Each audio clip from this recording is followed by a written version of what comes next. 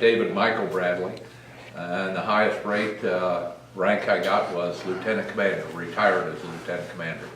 I came back, was on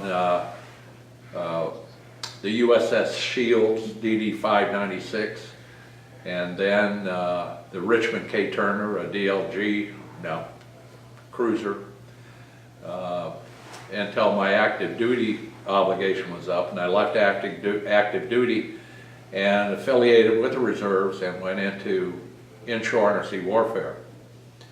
I had made first class in Vietnam, and then while with undersea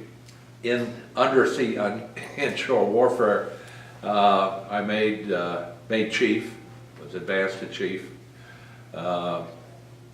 Through the IUW and MIUW units, and also serving in CIMA unit in various administrative capacities. I reached the level of senior chief quartermaster. At point where they started talking about high year tenure, and I had close to 30 years tenure by that time.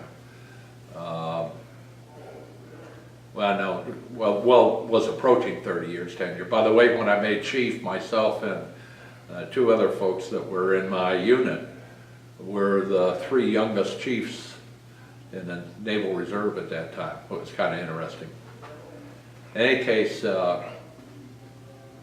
I started looking at opportunities for commission, which was always my goal after shooting myself in the foot back in University of New Mexico and not getting through NRTC. Decided that, I'd go for the warrant officer program. I was selected as a warrant officer, eventually reaching level warrant officer 4, W4. Served on the USS Lang, FF 1060. Great ship, had a great CO. We did LEO ops. We had a Coast Guard detachment and did anti-drug ops off the coast of Panama and Colombia, which was quite interesting.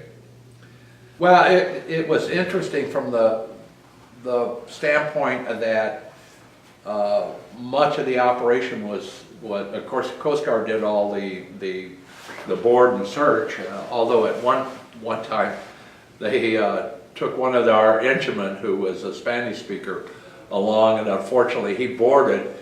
Well, I was working CIC, and my responsibility was to fill out what they called the EPIC reports, and that's the reports that went back to San Diego, the results of the board and search. And you had to list everybody's name. Well, of course, we listed this engineman's name, which was a violation because the Navy personnel are not supposed to do the board. They can run the, these reports go back to the DEA. Well, this is years before I ever thought about working for the DEA, and it was interesting that I ended up working for the DEA. And